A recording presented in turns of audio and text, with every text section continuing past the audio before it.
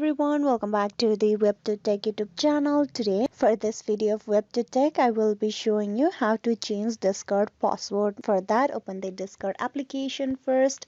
Now you are at the home page, so tap on the three horizontal lines on the top left. Now here you need to tap on the profile icon on the bottom right, tap that. On the profile page, you need to tap on accounts, tap that.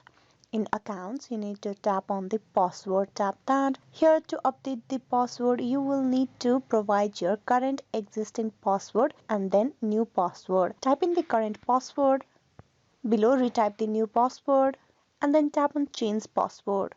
This will make the changes and your password for the Discord account will be changed. So this is how you can change Discord password. Hope this video was useful. Please like and subscribe the WebToTech YouTube channel. Thank you.